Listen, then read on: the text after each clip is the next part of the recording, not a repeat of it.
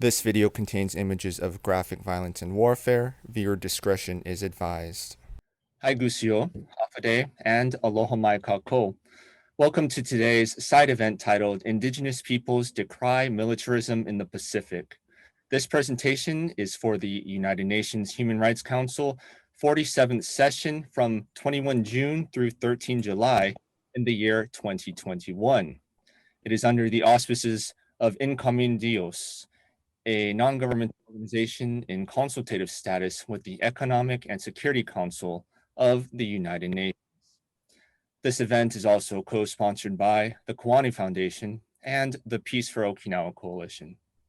We would additionally like to thank our Commonwealth 670 and the Luchu Independence Action Network for your support and cooperation. For generations, Indigenous peoples of the Pacific have endured the harmful effects of U.S. militarism and imperialism. The U.S. is further increasing its military presence in the Pacific with the intent of maintaining superiority over China and Russia. In this panel, Indigenous representatives of the Hawaiian, Mariana, and Luchu Islands respond to U.S. militarism and call attention to human rights violations occurring in their home islands. All of the speakers in this event today are Indigenous to the Pacific. My name is Robert Kajiwara. I am Native Luchuan, also known as Okinawan or Uchinanchu. I am founder and president of the Peace for Okinawa Coalition, a nonprofit organization led by millennial Luchuans in order to promote Indigenous Luchuan culture, history, languages, and issues. My petition to stop the illegal construction of the new military base at Henoko, Okinawa, has over 212,000 signatures on it. I will be moderating this panel discussion. First, I would like to briefly introduce all of today's speakers. We have Professor Hoshin Nakamura, Professor Emeritus of Okinawa University. He is native Luchuan and survived the Battle of Okinawa in 1945, in which at least 1 out of every 4 Okinawans were killed.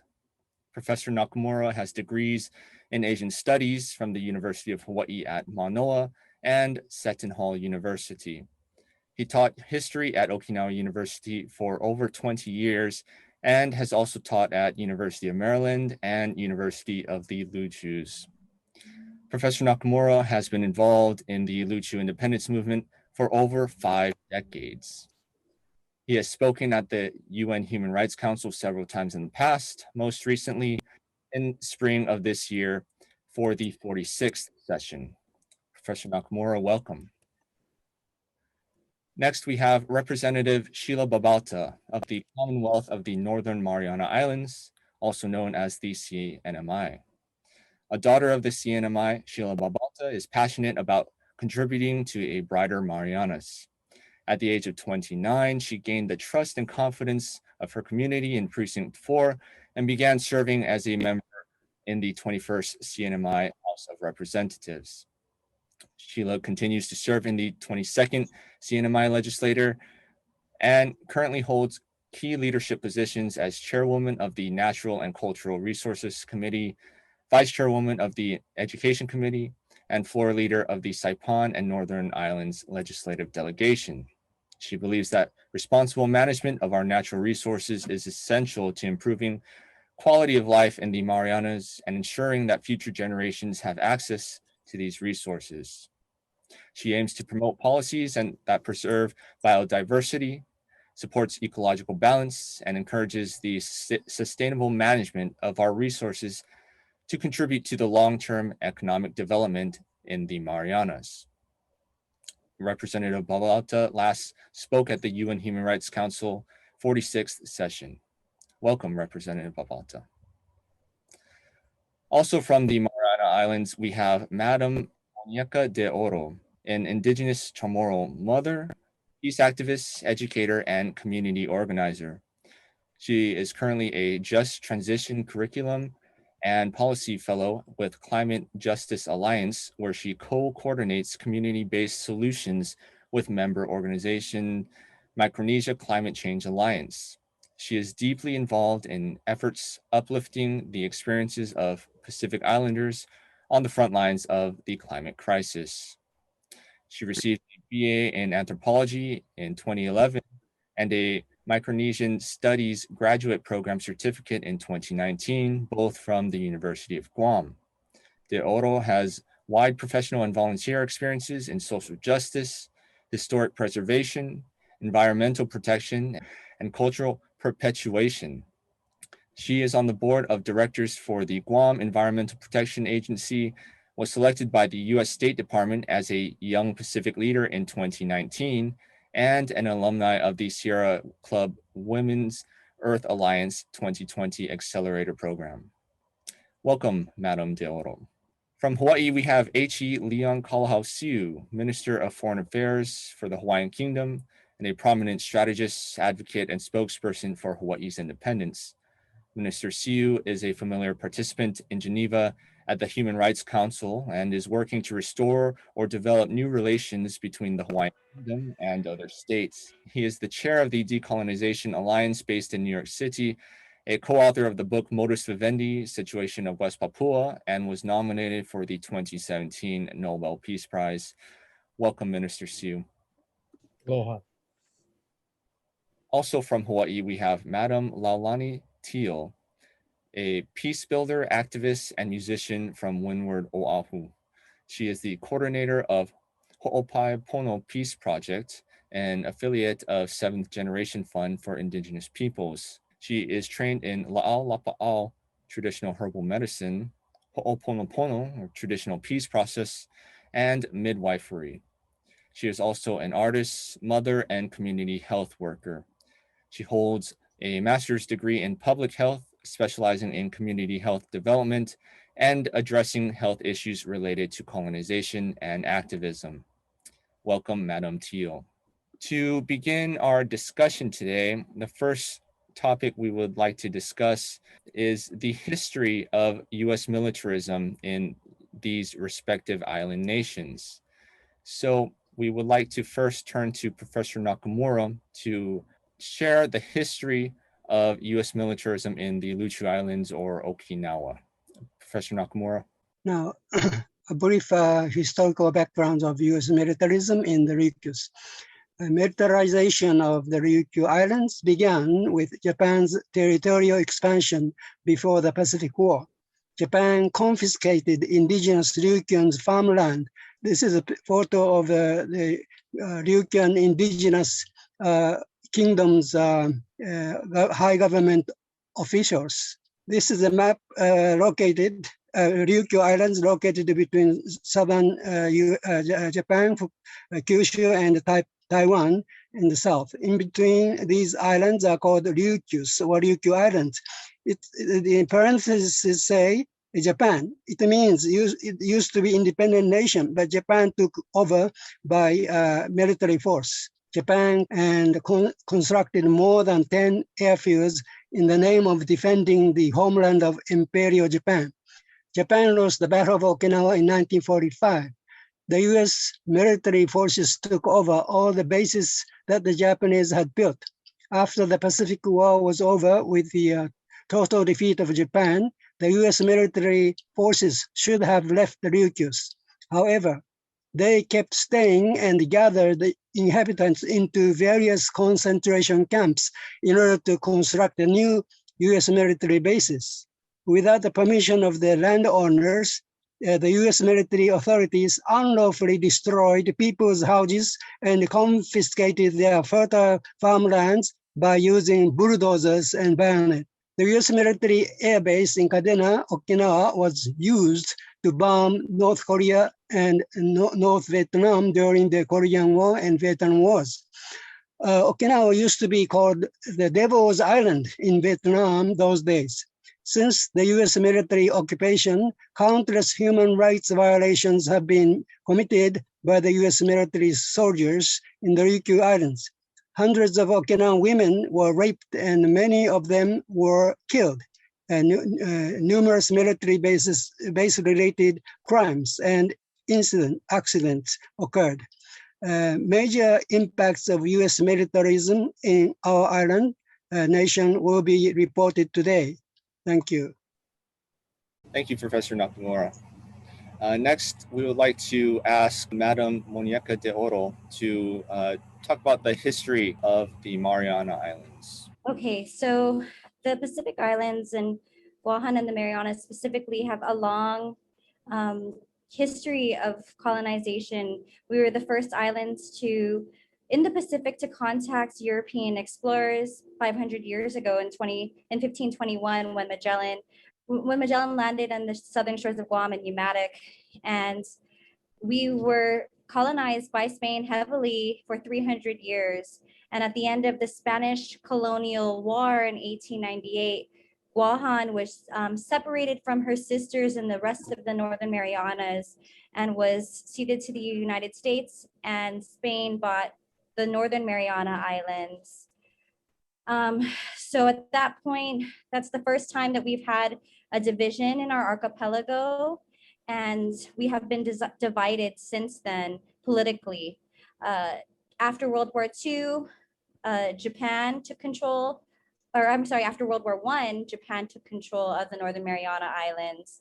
And we actually even had some warfare. The first shots from the American troops in World War I were actually shot on Guam against the German ship, the USS Cormoran. And most of the early American, and up to now, almost all of our American engagement have been via the US Department of State. It was once the Department of War. So for our 123-year relationship, most especially in Guahan, we have never expressed our rights to self-determination. Our lands and our waters and our own people have been a part of the US war machine. We have about 30% of our land is used by the US military, and in World War II, a lot of the land was taken post World War II by the US military without real consent from the people. And the people of Guahan were basically left to defend themselves by the American troops. On the same day that the Japanese bombed Pearl Harbor in Hawaii, they also were coming down from the Northern Islands and taking over our islands and our shores as well. And we were occupied by the Japanese forces for 36 months until we were liberated almost 78 years now ago by the US at the end of 1940, or in July 1944. So since 1944 until today, there's been continuous military expansion throughout the Micronesian islands, and most of the bases are housed on Guahan, and it's been very problematic. The changes due to US colonialism and militarization has created toxicity in our lands and in our waters, and has really changed our culture. There's not a lot of use of the Chamorro language left, and a lot more American values on consumerism and property ownership, and a lot of other things have really shifted our relationships to our lands and to our resources, and most especially to each other. And these are just this is a really brief overview of the US military's impacts on our islands. And I also really would be remiss if I don't mention the magnitude of the toxicity that we're talking about in an island as small as Guam. I'm sorry, I'm going so fast, trying to get to this. But our island is only 212 square miles. It's very small. And we have over 100 toxic sites. We have really high rates of cancer. Most of the villages with the highest incidences of cancer sit right outside a military base. That is Santa Rita and Jigo. And we also have, in association with militarism, invasive species, which have killed up the invasive brown tree snake, which has killed off 5 out of 10 of our native lizard species, and almost 90% of our native forest birds.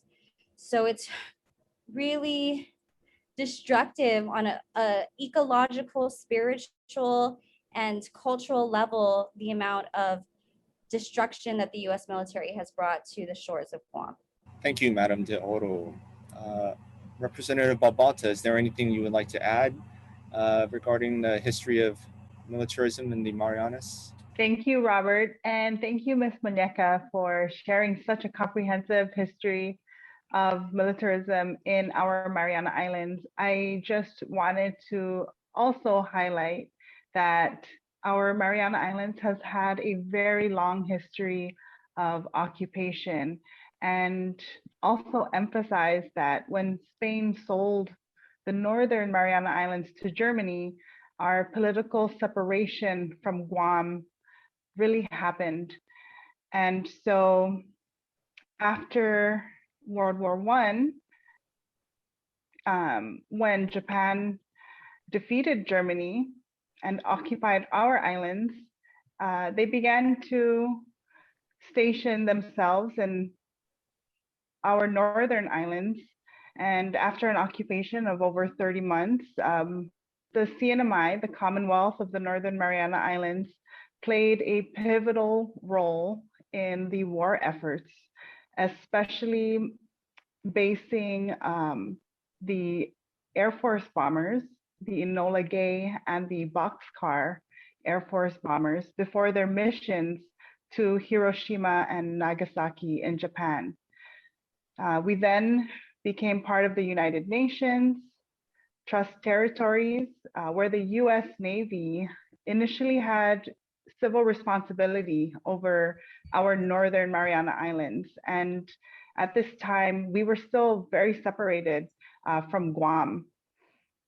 In 1951, the US Department of the Interior assumed those responsibilities. And since then, we've formed a political union with the United States, negotiating our covenant agreement, technical agreement, and other land leases for the military to use and occupy. That included 2/3 of one of our islands of Tinian, 177 acres of our very small island of Saipan that is only 14 miles long, and the entire island of Farallon de Mendanita to carry out its defense responsibilities. And today we have many, many brothers and sisters who continue to serve in the US Armed Forces. We have one of the highest per capita of enlisted servicemen and women. And we still have restricted access to these areas, knowing very little about the poisons, the toxins, and really the destruction that is happening in our waters and on our lands.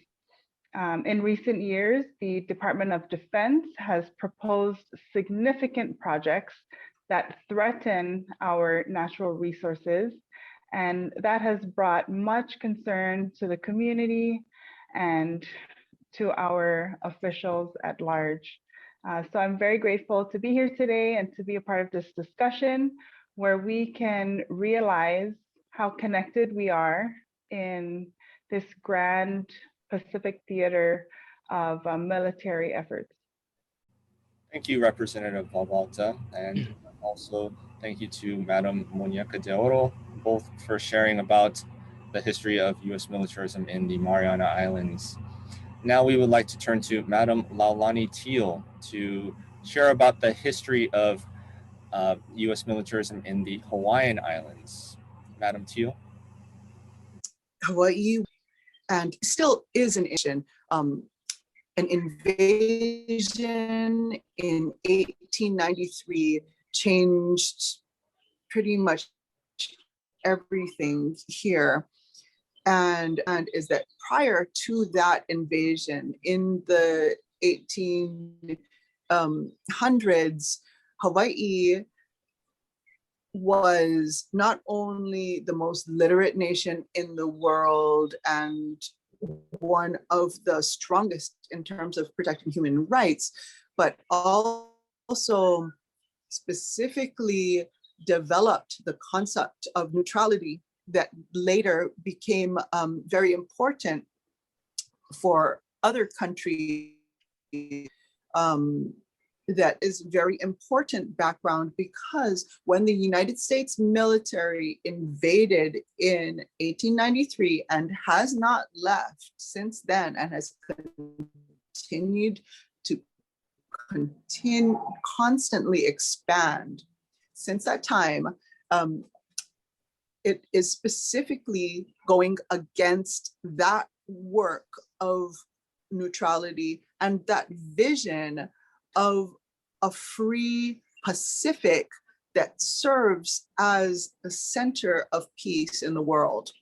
Right now, I think we're all facing this big effort on the part of the United States military that is, in which they are changing their focus from the Middle East and other places to the Pacific in terms of their real focus on building up the militarism.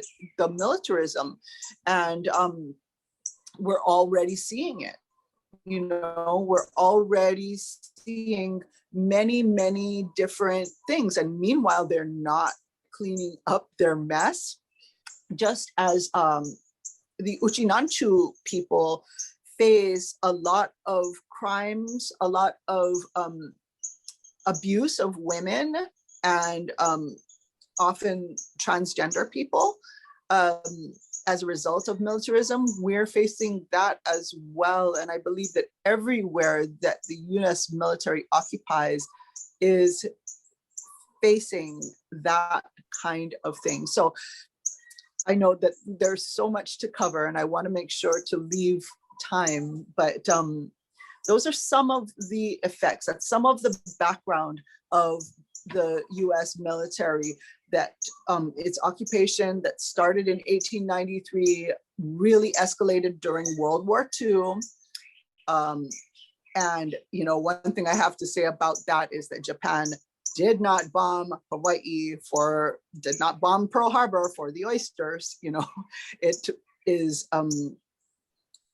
since then we have been very much a target, and they've continued to build and build and build further militarization and contamination, and basically threatening our lives as well as those of humanity. Next topic of discussion is we would like you to explain how is U.S. militarism currently impacting your island nation. If you could please briefly discuss the major issue or issues currently occurring in your island nation. Professor Nakamura, would you like to start? Yes. This is statistics. 1955, American military presence in Japan was 89%, while Okinawa had 11%. But after reversion, after 1972, Japan took over Okinawa without any referendum or plebiscite. US-Japan, both nations agreed to return these islands to Japan. Since then, Japanese began to send more American military forces to Okinawa. So 1977, Okinawa had 58.7% of American military bases and installations. And today, more than 70%. So Japanese say they love US-Japan security treaty, but they hate US military bases and troops. So they sent most of their US military bases and soldiers to Okinawa. As a result, we have more than 70% of American military forces, while Okinawa has only 0.6% of total land area of Japan. So this is a map, yellow spotted areas, US military bases today. And not only land, but also these blue areas, sea, ocean and Eastern Sea, Okinawan people, fishermen are not allowed to fish there. And also not only land and sea, but also air, even space like this. Okinawan people cannot fly. U.S. military forces are using this Okinawan air. And how the U.S. military impact our island nations? Our island nation of the Ryukyu Islands consists of, as I mentioned, 0.6%, but more than 70% of U.S. military bases are installed here, which brought over concentration and over burden of U.S. military bases on the island nation. In April 2016, the U.S. military ex-Marine Kenneth Franklin 32 raped, murdered, and abandoned 20-year-old office worker, Miss Rina Shimabukuro in Uruma City, central Okinawa. This is the spot where the body was thrown in the briefcase. So Okinawan people got very angry, and big mass demonstration took place. So island-wide mass protests took place against U.S. military crimes and the Henoko base. Majority of Okinawan people oppose against U.S. military base here in Okinawa. Secondly, the series of accidents of U.S. military planes have been threatening the lives of the inhabitants. On 30 June 1949, the U.S. jet fighter from Kadena Air Base crashed into elementary school in Ishikawa City, killing 17 students and teachers. And on 11 June 1965, the 10-year-old schoolgirl was crushed to death by the trailer dropped from the helicopter outside her house in Yomitan Village. In August 2014, a U.S. military helicopter crashed onto a building of Okinawa Kokusai University, burning and destroying the university building. This is a jet fighter which crashed into elementary school. The schoolboys and girls were carried by U.S. military forces. This is Okinawan police. No Okinawan police were allowed to investigate. This is the site where 10-year-old Tanahara Takako, elementary school girl, was crushed to death on June 11, 1966. On the same area, still this helicopter, U.S. helicopter, is exercising this suspending surprise even today. Thirdly, the series environmental pollution has been taking place in the island nation. 5.2 million liters of defoliant called Agent Orange contained in the drum cans were brought into Okinawa from Vietnam in 1972. Some of them had been secretly buried under the ground, polluting the soil and water. Many deformed babies have been born from the parents who had been exposed to the Agent Orange in Vietnam. So this is a spray during the Vietnam War. So many deformed babies like this are born even today. So this mother is taking care of the deformed child. Not only her, but many other women are suffering from deformity because of this the parent exposure to dioxin used in the Vietnam War. Furthermore, our drinking water has been contaminated by cancer-causing organic fluorine, P4 emitted from a firefighting foam. At least 2,400 liters of contaminated water have been leaked for many years. The same type of poisonous chemical substances have polluted the Chadan Reservoir, contaminating the drinking tap water. Many island people, including myself, have stopped drinking the tap water only recently after having drunk the water so many years now, because it has been kept secret for years. The health of the inhabitants, including myself, is being destroyed now. Fourthly, many Ryukyuans living around the US military bases have been suffering from the noise damage. created by low-altitude flying military planes. Finally, the name of removing Futenma airfield, both Japanese and US leaders have naively agreed that Henoko in the northeast coast of Okinawa had been the only location to build a new US military marine airbase, while more than 71% of Ryukyans who voted said no for 3 times in the past. Next, we'll turn to Representative Babalta to discuss the main issues that the Mariana Islands are currently facing. Thank you, Robert.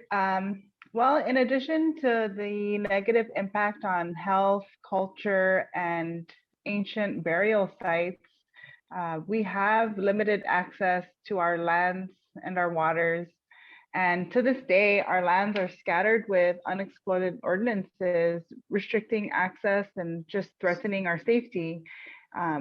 Very similar to what was described by Ms. Laulani Teale in Hawaii.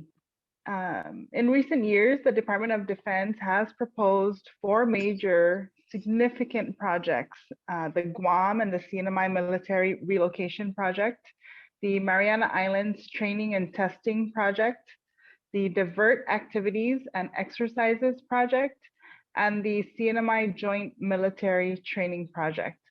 At this time, the CJMT, the CNMI Joint Military Training Project, proposes to correct training deficiencies that the military has and proposes to conduct live fire unit level training activities on our islands of Tinian and on the island of Pagan. Now, the island of Pagan is part of our northern islands. It is not uninhabited at this time. There are live volcanoes on our northern islands, and it has so much potential. Our Indigenous people have very limited access to these northern islands. And so it's really such a shame that our military will propose such damage and destructive activities to these very sacred lands that our Indigenous people have yet to even visit and yet to discover. They do propose 20 weeks of military activities out of the year on the island of Tinian and up to 16 weeks on the island of Pagan, with an increase of the types of bombs, the size of the bombs, underwater, submarine training, and all of these activities propose major harm to our coral reefs, the biodiversity that exists around our Mariana Islands. And so in addition to the limited access, we can relate to the type of impact that the military has had, described by Professor Nakamura. We are very concerned about noise damage, criminal activities like rape and kidnapping, accidents during these type of trainings. We are concerned just the same, and further restriction of our very limited land, air, and water. And so I'm just so grateful to be here today, because we believe that it's so important that we share our experiences and we learn from one another. Because if this is already happening in Okinawa and in Hawaii, then we need to be aware of that, and we need to clearly communicate the boundaries to this proposed military activities. So there's major concern. We do have local community members who are organizing, who are collecting signatures as well, just as you are in Okinawa. And really, education is a huge part of it. We really need to, we are working on it, and the need for education is so important, that our community members, our Indigenous people, understand the impact the military will bring, the types of threats, and really the quality of life that we will be compromising for our future generations here in the Mariana Islands. Thank you, Representative Babalta.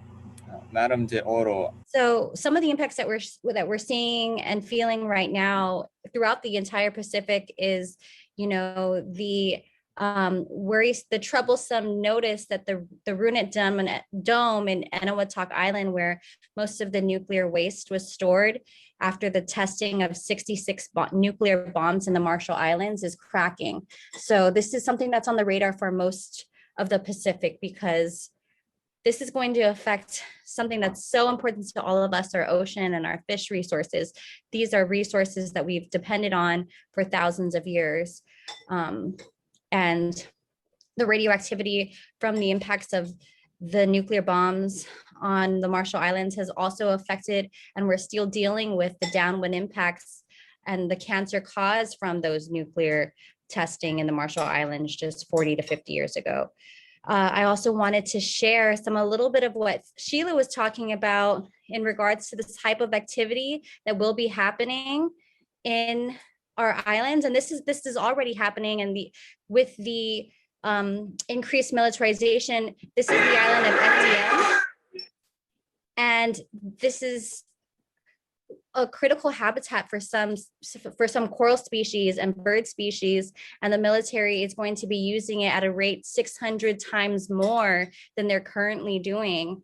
And this was established as a conservation area, and the military does this often, in which they establish critical habitat or conservation areas, and then they turn it into a military training site, which completely defeats the purpose of establishing these environmental protections when we're just going to bomb these areas. And it's really sad for us to see this, because most importantly, in the islands of Guahan, we don't have free, informed, or prior consent to any of these actions as a US territory. And in fact, majority of the reason why there is a US military expansion is because of the protests that have happened in Okinawa over the years.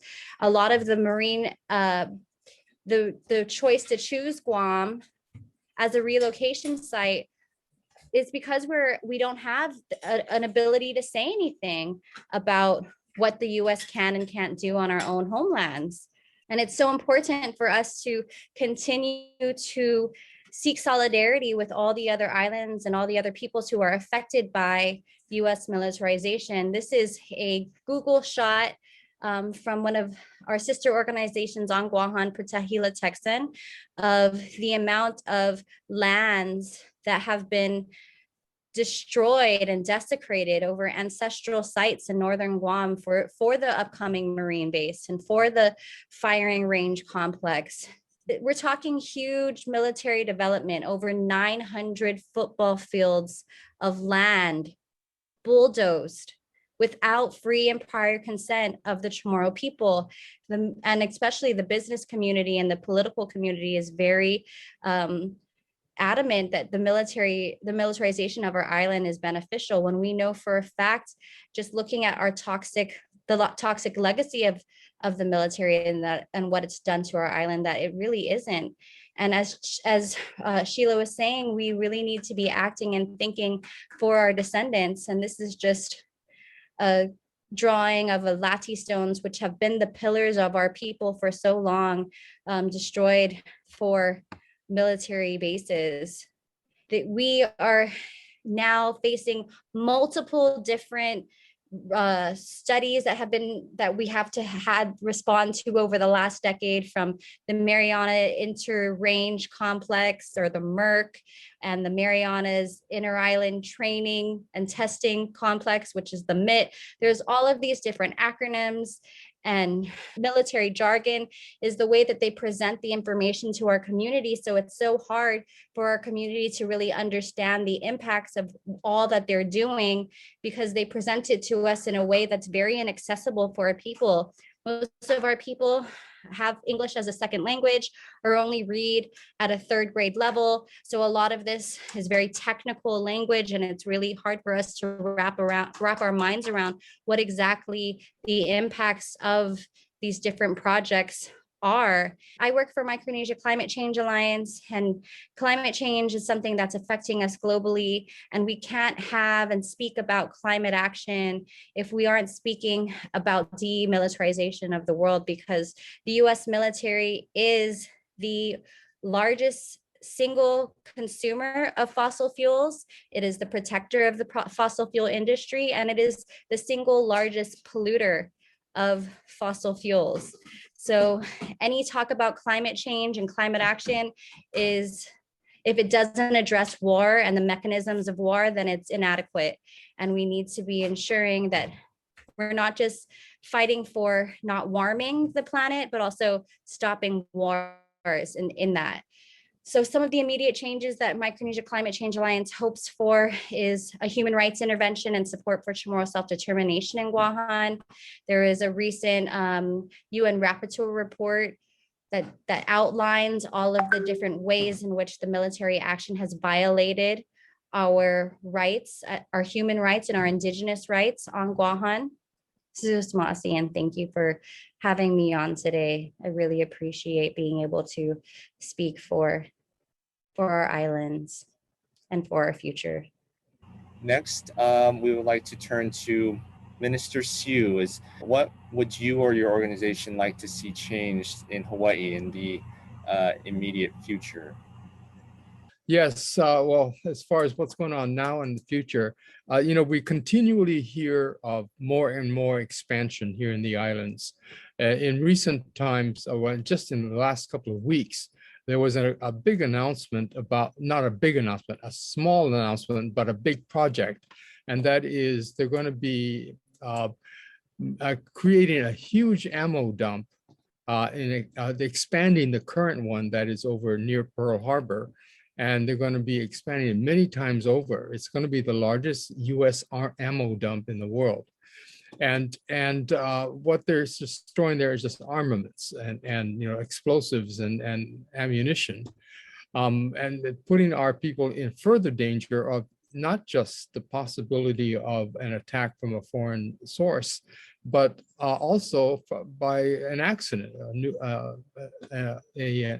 from storing explosives so close to populated areas is really, really dangerous to our people, and just is ready to invite trouble.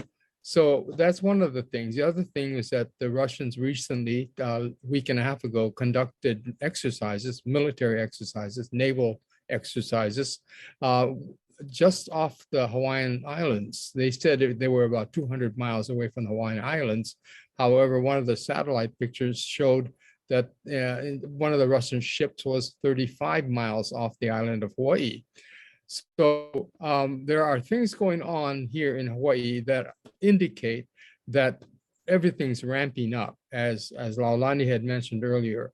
And the more it ramps up, the more nervous, of course, we get, for good reason. And that, again, is because we are in a dangerous place. And not just danger from having Pearl Harbor attack, but danger from the next attack being a nuclear missile, which would wipe out the entire island of Oahu. This particular danger goes on. And about 2 years ago, well, actually it's 3 years ago now, there was an alert that went out on everyone's cell phone. It was January of 2018. Everyone in Hawaii, their cell phones had this alert that said, incoming missiles, take cover. And it was a surprise. Well, it wasn't a surprise because there had been a lot of rhetoric between Donald Trump and Kim Jong-un. This was something we weren't prepared for, but everyone was panicking.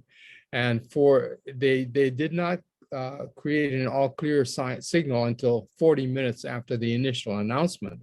So for 40 minutes, people were very, very panicked. And of course, they were expecting a missile to drop anytime. And the time we actually were given for the missile to drop was 15 minutes from when we were notified. But 40 minutes later, they finally sounded an all clear signal.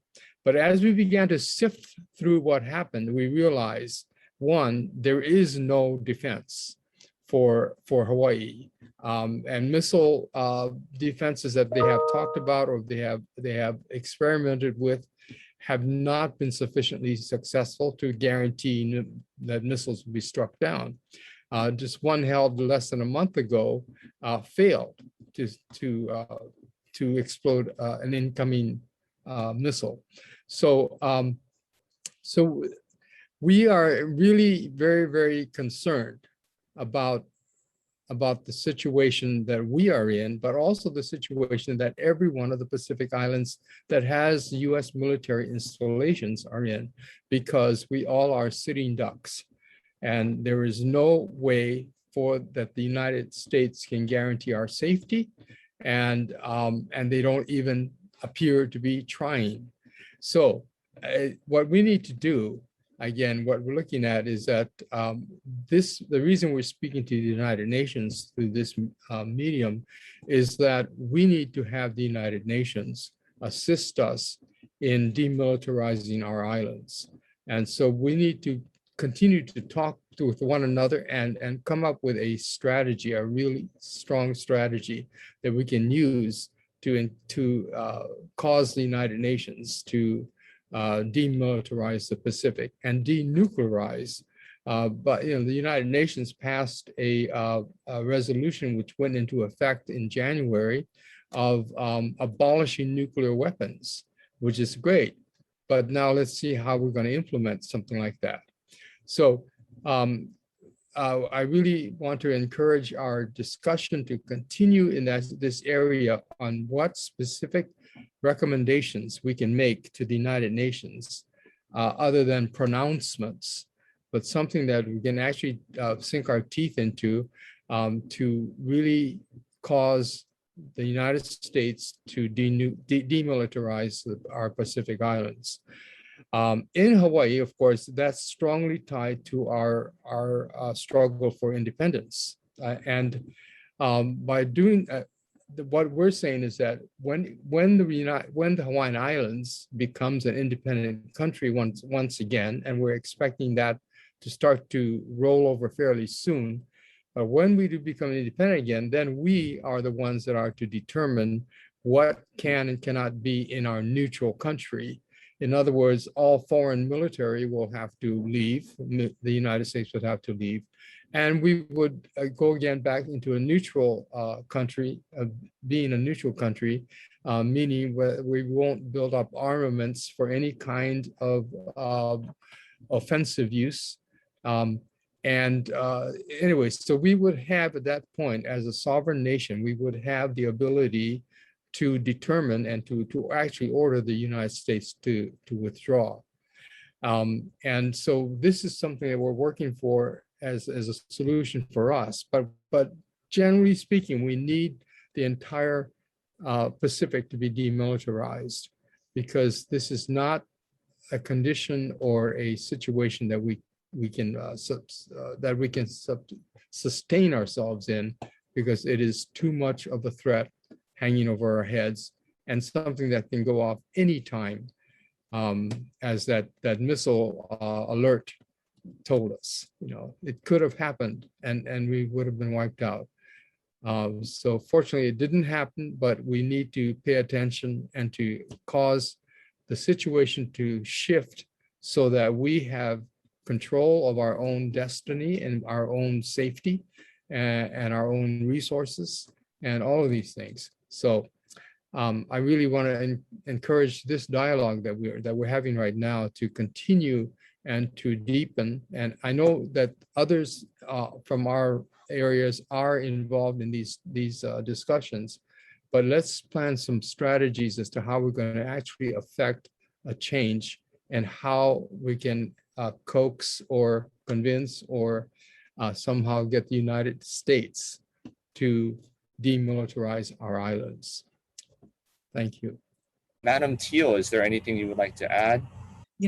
Since this is a United Nations related panel, I would like to speak to the nations of the world and to the Human Rights Council and to everyone who is related to these things internationally that we really, really need the world to step up in a consensus of demilitarization everywhere, and to stand against the kind of bullying that has been happening all over the world. The United States has been bullying every single one of our people. It's been bullying the indigenous people of all of the lands in which it exists or occupies.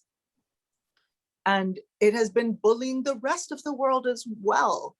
And in the interest of human survival and continuation, we need for that to stop immediately.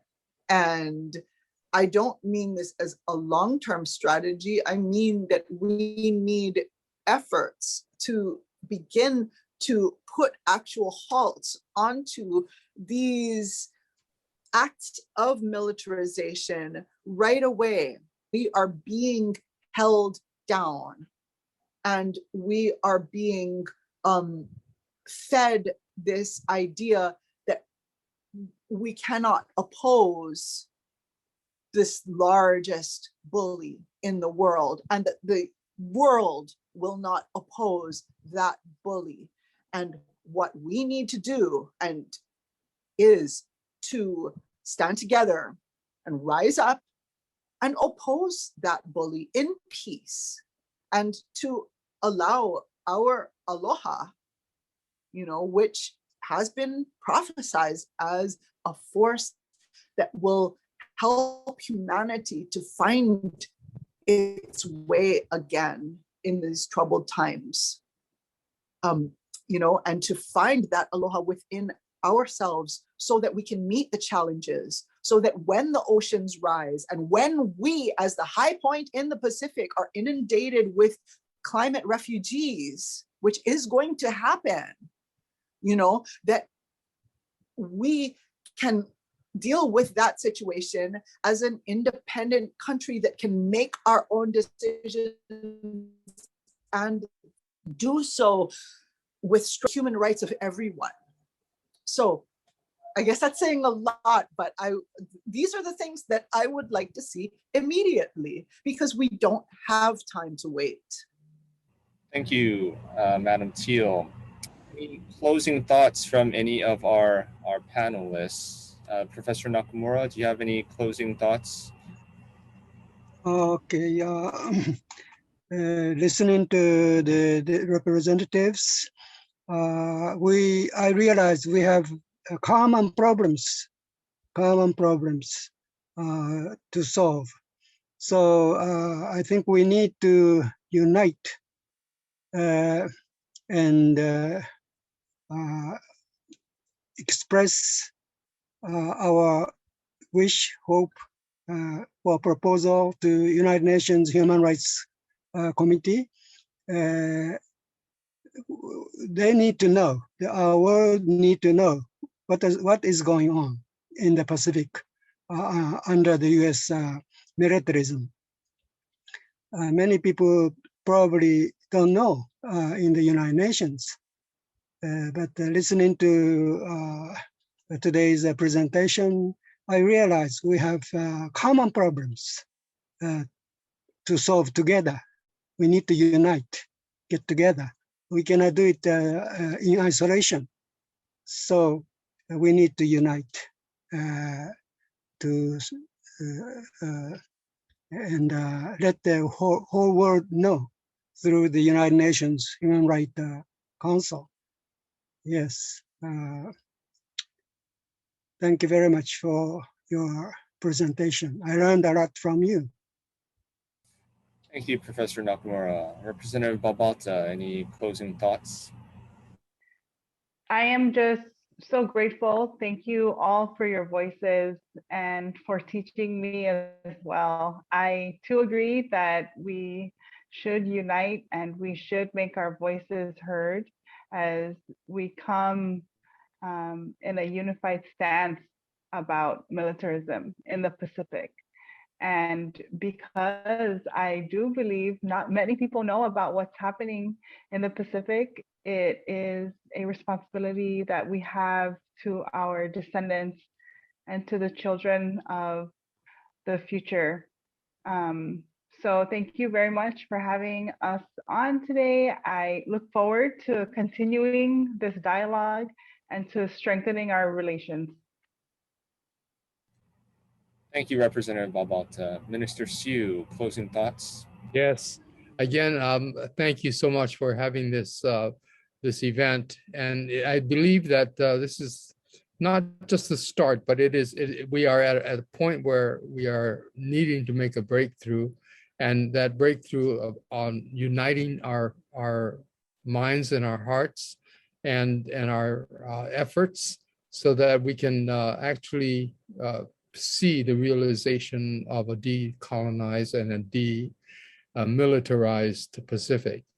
I'm blessed to be here with all of you, and I look forward to many more meetings and to this expanding our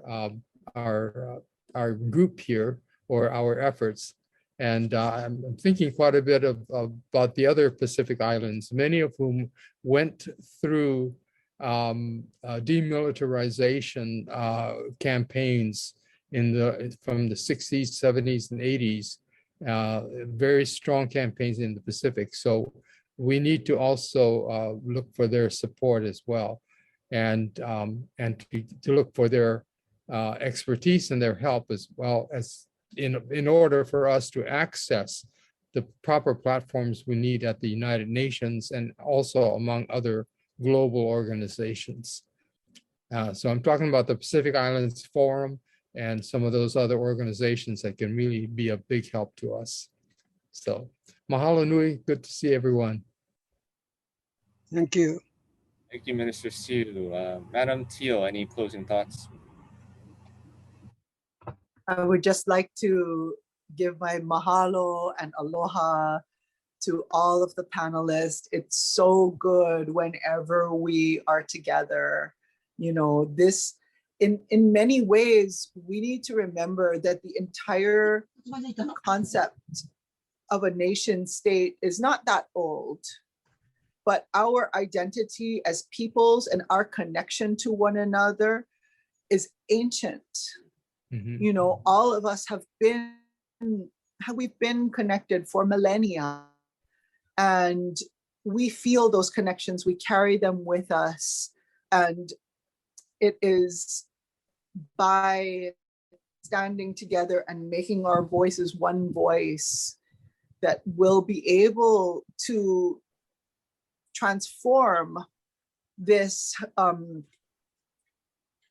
this militarism, you know, just as we, as the, you know, the front runner of neutrality in the world, were turned into the biggest military parking lot in the world. We now have before us the ability, as the most militarized peoples of this planet, to turn that around for the sake of peace. And I am blessed to stand with all of you in this work of doing so. Mahalo. Mahalo, Robert. Thank you, Madam Teale. This concludes today's panel discussion. Thank you so much to all of our panelists for sharing your insights. Thank you very much to the United Nations Human Rights Council for having us. Thank you also to Encomedios for sponsoring this event, as well as to co-sponsors, the Kuani Foundation and the Peace for Okinawa Coalition. We would also like to thank our Commonwealth 670 and the Luchu Independence Action Network for your support. And thank you to all of our viewers today. If you would like to reach any of our panelists, please don't hesitate to contact us at contact@peaceforookinawa.org, and we would be happy to get you in touch. Thank you again for watching, and we'll see you next time.